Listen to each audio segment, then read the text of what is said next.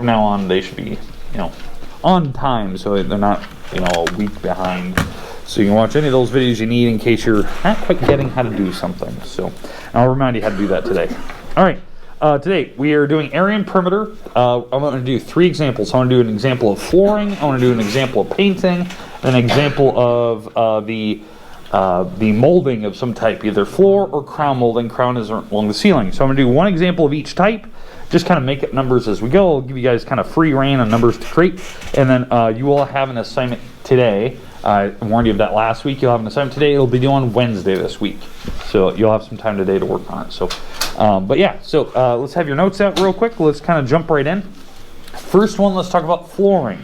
Let's do that here first. So it can be any type of flooring. I'll give you guys kind of free reign. Do you want tile? Do you want carpet? Or do you want hardwood? What do you want? Hardwood. Okay, so we're gonna do hardwood floors. Okay, so we're gonna do hardwood floors. Let's say the flooring itself cost, let's say this can be some expensive stuff, $8.25 per square foot. Ooh, per square foot. Okay, so kind of expensive stuff. Where are you getting your stuff at? What? I don't know, it's pure gold, just laying it down on the ground, All right, now we need the dimensions of this. So let's make up some numbers. What do you guys want? 16 and 24. 16 and 24. Let's do that. 16 feet and 24 feet. Okay, that let's adjust that to make it a little more. What was that? 2,116. Okay, good. So yeah, so the idea is that so it's kind of pricey. So the trick is, for hardwood, you have to figure out the area of the tile in here. So you got to figure out how many square little tiles are in here. So the first thing you do is you take 16 by 20 and you actually multiply these two numbers, or 24 I should say. You multiply those two numbers together, so 16 times 24, and you're getting 384 square feet. Now you could write it this way or with a little SQ feet, right? That is the area. That's how many little tiles would be on the floor. Now, what you do to figure out your total cost is you take that number, this digit right here. You're going to take that number, the 384, and you multiply what the cost is per square foot. So I'm going to multiply by the $8.25. And this will tell you what your cost is, like the lowest minimum cost. It's not going to include installation. It's not including any of the grouting or any of the glue that you're going to use, or whatever you want to call it. This is just to get the actual material. So, and just like yeah, so it's pretty expensive. 3,168. Yeah, pretty expensive stuff. That costs like the whole upper floor of our house. Yeah, it's expensive. I made an unrealistic number. I think the numbers you guys even created the other day was like, I think the flooring was like $2 a square foot or something like that. That's like expensive stuff. $8 is unreal. So, all right. Questions on that? Okay, you're gonna have some type of flooring. That could work for carpet, it could work for tile. It's the same number. You find the area and you multiply by what the cost is. Questions on that? No. Okay, I'll come back to that if we need it, because again, you're gonna have some type of questions on carpet, hardwood, or tile. This is how you do it. Area multiplied by cost. Okay, let's go to the next one. Next one, we have to do painting. Actually, no, let's do the molding here. I think I had this one set for molding.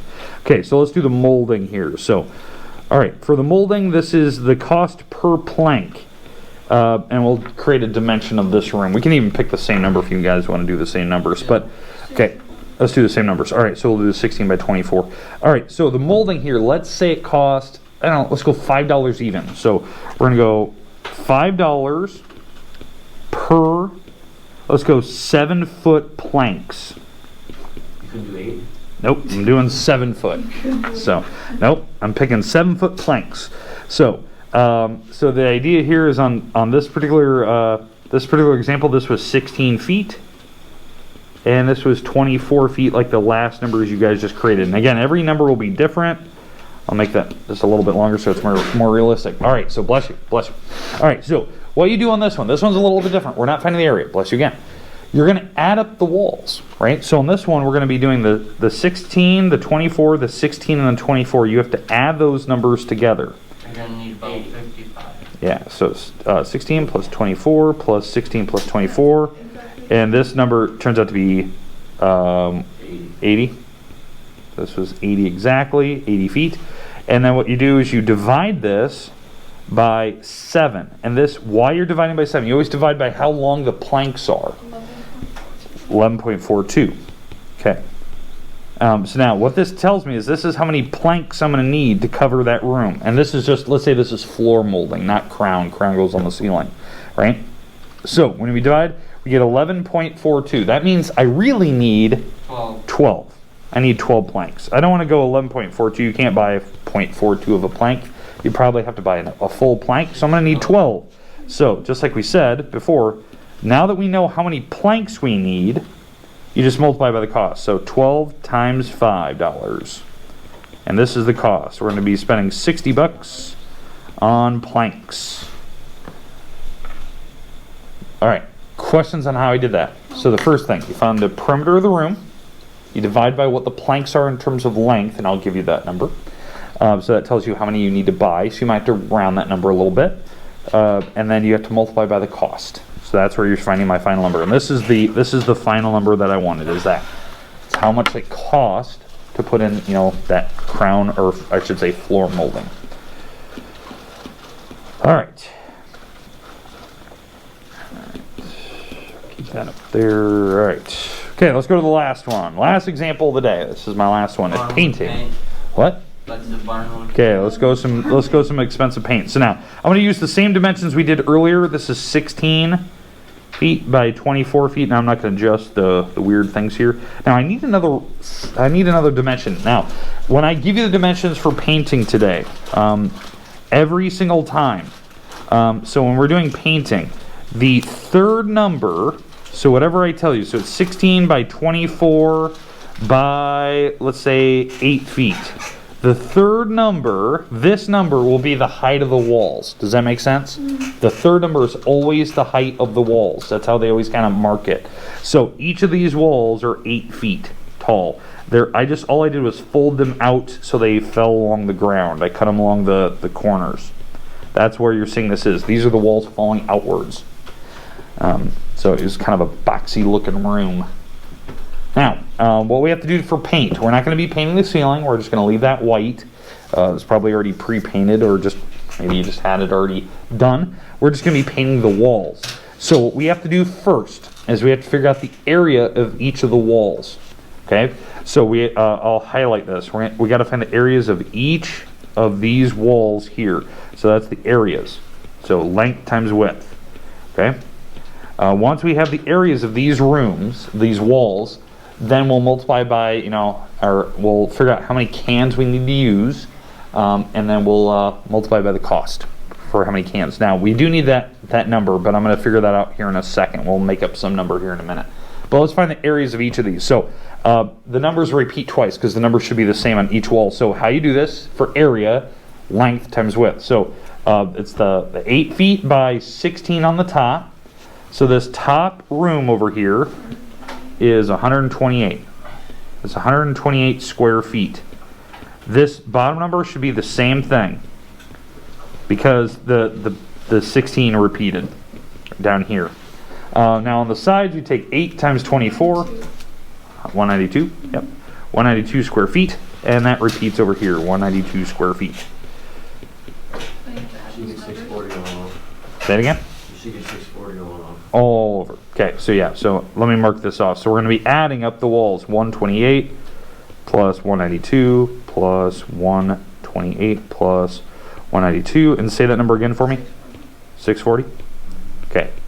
So this is the total coverage of my cans, or what I'll need, okay, for all my walls. Now again, that's just, I'm going to just put on one coat. I'm not doing multiple coats, so we're not going to have to do that. So let's say a can that we have can cover, let's say 300 square feet. That's pretty normal. Usually it's about the 200. So yeah, so the idea is that if my can, let's say the can cost $20.32 per gallon. Okay, and again, I made up that number, and let's say it covers 300 square feet. Coverage. You need 3 cans, right? So I'll need 3. because 2 will get me up to 600. The third will get me up to 900. So I'll need, yep, 3 cans of this. Again, how I figured out 3 cans. I'm looking at the square footage to figure out what will get me over the total number of walls. So you got to kind of figure out, you just add up the total coverage and figure out how many cans. So like you just said, we take the $20.32 times the 3 cans we're going to buy, and say it again. $60.96.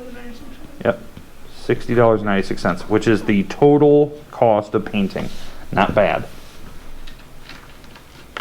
That is not a bad cost. Now again, this is not including any of the painting supplies you need, the brushes, the pads, anything like that, tape, nothing. This is just cost of paint. It's always good to buy extra. Now we're getting extra here because obviously I don't need the extra 3rd can in theory, but you know, I would definitely buy a 3rd or 4th can. You can always take it back later if you don't use it. Always buy extra. And my idea is just buy the nice stuff so you don't have to do 15 coats. It just saves you time. I know it costs a little bit more, but it's worth it. All right. Questions on any of the 3 problems I provided you? Okay, your Google questions, it should be a worksheet, went live. It was worksheet 7.3. In fact, it might go live here in about 2 seconds. Let me double check when this thing goes live. Yesterday you posted something in your classroom. I posted just the outline for today. You know, what we're going to talk about today. So, yep. Yeah, I was updating the website and trying to get the links for the Zoom. Sunday. What is he doing? Yeah, that's when I get caught up. Weekends aren't for relaxing. All right, let's see. I'm going to stop the Zoom here. Let's see. Where did the classroom work go? Shanti keeps changing the color of the award. Let's see. Mr. Ward, your son keeps changing the color of you. I know. All right. That worksheet go live? Yep. All right, good. I was like, that should have went live about 2 minutes ago, but had it down to a science when I would get done. Yeah, so every night, so now that I'm all caught up, every night I'll be posting, the website, updating the videos, because now that I'm caught up, I can do that pretty easy. I'll send an email out in the morning, like 7:30 this morning. I sent an email to give you the links for Zoom in case you need it. And then I also sent out at night another link. That's one that Courtney was commenting on, that I sent out a link yesterday that was kind of weird on Google Classroom. I send one out every night refreshing what we did previously. It gives you the links to the videos directly, so you don't have to like hunt for it on my website. You can go directly to it, see the video, and then it also gives you the links for the Zoom. The updated link, because I changed the password every now and then so that not just random strangers join in. So it keeps it pretty honest. So, but yeah, so be aware of that. So you'll get probably 3 emails a day from me. So sorry. And obviously anything that you haven't completed in the classroom. If you haven't done any of the homework from last week we had a couple Google questions of the day. One was on purchasing a washing machine and delivery date. One was on total cost of carpet. One was on cost of paint. And then we had a worksheet that was due, I think, last Thursday. So if you haven't turned any of those, get those turned in. You should see them in the Google Classroom. So make sure you're doing that. You can kind of see if there's anything you're missing. Let's see. Yeah, looks like everyone's kind of got everything done. We have a Google question of the day from last Friday that's due tonight, so make sure if you haven't submitted that. That was when I gave you Fridays. If you didn't do that one, I'll get that one done. So it probably showed up. And the one that still needs to submit it, I think it's Miss Brown. Make sure you get that submitted for me. So, all right, but yeah, so I'll probably post in there for all of my new kids for consumer. I'm doing a book check this Thursday with your book cover. So I was going to do it last week, but there wasn't many people here. So Do we really need the 8 feet at the end on some of these? what? Do we need the 8 feet at? No, some of them like on carpet you wouldn't, or anything like that, or flooring. I just always threw 3 dimensions in there so you're used to seeing it. Remember, the 3rd dimension is always the walls, how tall the walls are. So, and if you want me to go back to any of these slides, I can do that. I can go back to, paint, I can go back to molding, I can go back to flooring. So just let me know. I'll go back to whatever slide you need. Oop.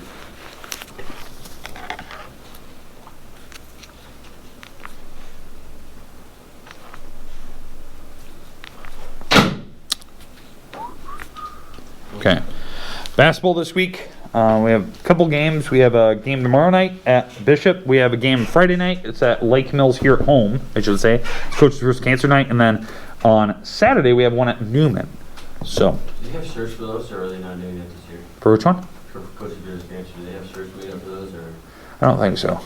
no? Just because the crowds, we can't have them anyway. So. I think it's not student council this year. I think it's National Honor Society is doing all the fundraising for that one this year. Pretty sure they haven't contacted student council members yet.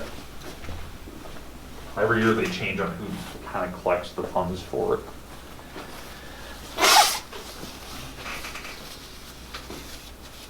But yeah, I'll update today's video. I'll put it online, and everything should be up to date. So. Spent some time this weekend doing that. Spent a lot of time yesterday kind of getting the videos attached, making sure they were published and on YouTube and they look good. So go back and check any of those videos out, and they'll be updated from now on each night, so I'm not swamped and behind on everything. So